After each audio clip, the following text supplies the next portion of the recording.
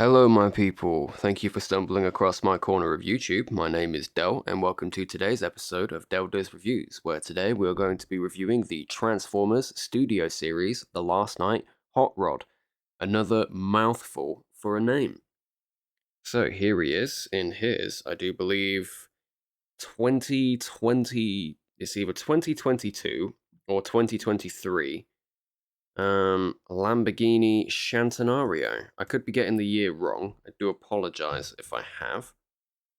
But let's get a nice little close-up on the front here.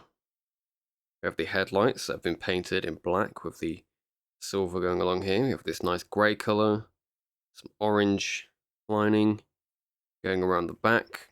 We have the back windows that are painted all in black. Well, these aren't really windows. On a real Lamborghini Centenario, that is where the naturally aspirated V10 or V12 engine sits.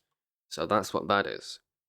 We look here, we have accurate headlights for the car in real life. It's kind of like strip red headlights. We have nice exhaust detailing underneath, which is very nice. The wheels look very, very good. So let's get a close-up on the wheels here. They look very, very nice. Really, really like those. We have the little golden Lambo logo at the front there. The windows at the side are a transparent grey. And at the front, it's kind of this like cloudy grey material there. Anything I would say is that this thing has a ridiculous amount of panel lines just everywhere. That doesn't really take away from that. It rolls on the wheels, which is nice. There's nothing underneath that stops it. The head tucks away nicely. The arms, legs, all out the way. So it rolls very, very nicely. Have it rolling around. In the car mode, he comes out to, if we measure him from the front to the back, he comes out at just about 5 inches. Lovely. Now we are going to get into the transformation segment, so I will see you there. Hello, welcome to the transformation segment. So the first thing that we are going to do is we are going to untab these wheels here. You kind of have to pull them down and out the way. And as you fold in the wheel here, it will kind of pop the arm out, like so. Now you have these hinges here connected to this ball joint here, and you want to grab the arm and try and pull it out, have it up and out to the side, just like so. So you want to repeat the same step on this side. Grab the wheel, untab it, rotate it down, that will pull the arm out, and then we rotate the arm up and around like so. So he has both of his arms out like that. After we've done that, we can take the hood, and we're going to take this side section and fold it up. Do the same here, and fold it up, and then grab this, pull it forwards and out, so that this section can drop down like that. We're going to rotate this in as far as it will go, without the Lamborghini pieces getting in the way. And hopefully, I think I've folded that up a bit too far. This bit can be a little bit finicky. What we want this to do is, oh, I do need to flip the head up and around. Hello. There we go. There we go. Just had to flip the head around. So that will tab in like that. And then these pieces will shift together just like that. Now we can take the doors and we want to untab them from the side and just bring them up for now. Do the same thing here. And we're going to untab the legs from the roof of the vehicle. Now this section here, you'll notice that in the vehicle mode, it's flat. For the robot mode, you want to pull it up so it sits up like this. So again, in the vehicle mode, it's flat. In the robot mode, you want to pull it up so it sits just up like this. Bring these wings back down so we can rotate this section all the way up and around like that. Now we're going to come to the waist, and we're going to rotate the waist around like that so we can complete the back. So you want to open up this section. It is closed like this. You just want to open it up, and you're going to grab these pieces and fold them in. There are little tabs, slots there.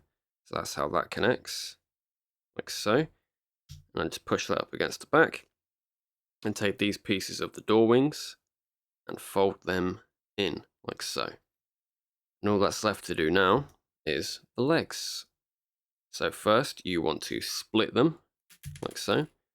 These pieces do like to pop off. These are these small exhaust pieces, and they do just slot back in to where they were quite easily. But what you want to do is you want to have them rotated out. You want to rotate the legs on this joint here so that they're facing towards you.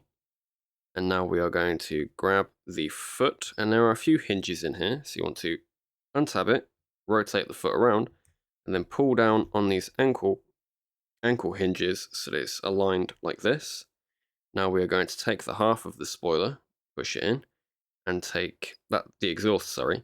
This is the half of the spoiler, and you want to rotate that over the top of the exhaust. So do the same. Oh, and also, before I forget, fold out the wheel here so you can have access to your knee articulation. Do the same on this side, so we rotate the leg forwards, untab the foot, make sure the exhaust is out of the way, rotate the foot to the front, and fold out these ankle hinges. Fold in the exhaust, and fold in the other half of the spoiler, and rotate out the wheel so we have access to the knee articulation. And that is Hot Rod in his robot mode, which is a very, very nice robot mode. As for accessories, I bought this without accessories, so I can't display his accessories, but he came with a stop the time gun. For anybody who's seen the movie, you'll know what it means, but it basically looks like a multi-barreled blaster. I will put a picture of it up on the screen. But without the accessories, that means we can go straight into the posing section. See you then.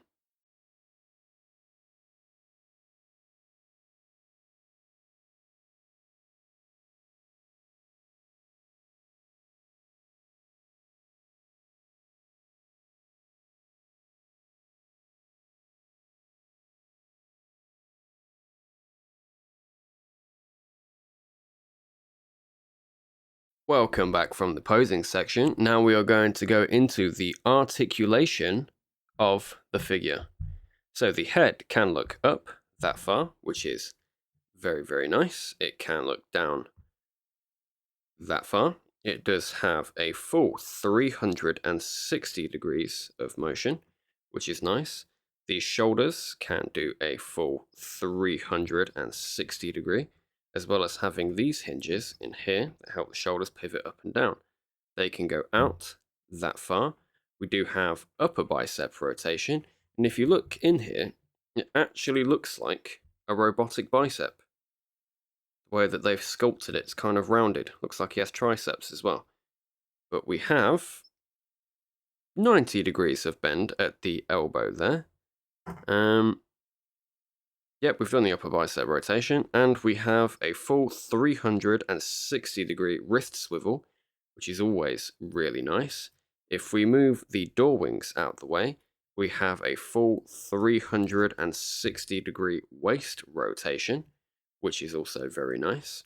After that, the legs can kick up this far, they can kick back that far, they can kick out to the side that far, upper thigh rotation at the ball joint.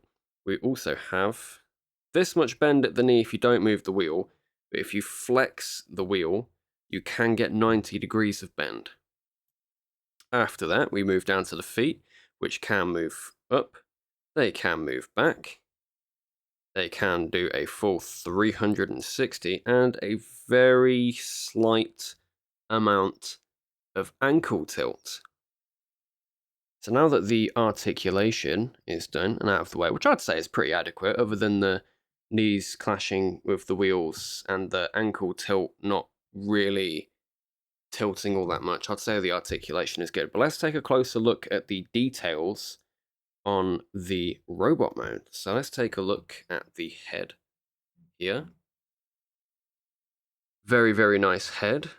Very, very accurate to the film. Again, he has this really nice bicep detailing here. Actually looks like a bicep. The forearms are sculpted very well. I love all this molded in detail.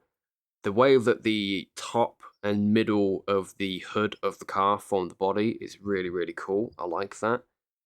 And all this kind of sectional detail in there. I love how we have more orange paint in the robot mode than we do in the car mode. That's pretty nifty, but the legs are sculpted very nicely. Very, very nicely. Lots of detail. The feet look very good. And we look at the back here. It is just the car folded up on the back, but it is surprisingly clean. It's a very, very clean mode. I like it. It's very good. I like the way that the door wings sit. I like how it all compresses. It's nice. It's clean. Very, very posable. Very fun to fiddle with. The transformation is also very fun. So my final thoughts on this figure is that it's good. It's one of the better Studio Series figures that we have in terms of accuracy for a character. The door wings end up in the right place, the wheels on the arms end up in the right place, albeit rather bulky, the wheels on the legs end up in the right place. The paint, there's always a lack of paint, you know. They could have chromed out, these unpainted grey pieces, but we'll have to leave it to our Takara overlords to give us well-painted figures. The articulation is good, very, very modern. I just kind of wish that the wheels wouldn't get in the way of the knees and that we had a little bit more ankle tilt because this is one agile character. Um, the sculpt itself is absolutely amazing. All of the molded in details are really, really, really good. And yeah, that's about it for my review of the Transformers Studio Series The Last Night Hot Rod. It's one hell of a long name.